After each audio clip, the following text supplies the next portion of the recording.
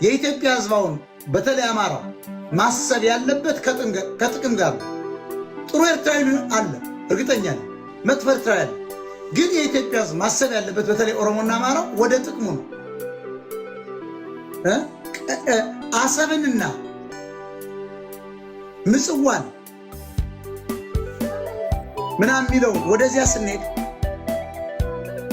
አትሄዱም የሚል ካለ ሀገር ውስጥ አድጎ ወይም ደግሞ እዚያ የሚመክት ካለ መቅጠም ብቻ ተግባባናል። ምልሽ የኢትዮጵያ በተለይ ጥቅሙን ነው ማስከበር ያለበት። በዓለም ላይ ጥቅም ነው። አሁን አሜሪካና ኢራን ጥቅም ነው። ሰዋውን የነዳጅ ብቻ ይመስላል። የምንድን ነው?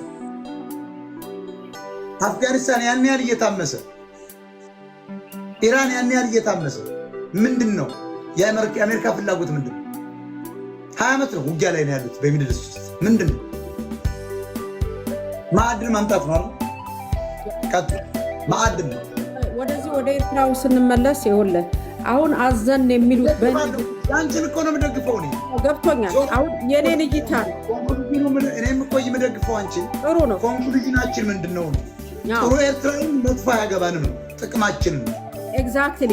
እኔ ደግሞ ልጨምርለት ማያስከብርልን ኤርትራዊ ካለ እሱ ጠላት ነው። የሚያስከብር የሚደግፍ ካለ ደግሞ ወዳጅ።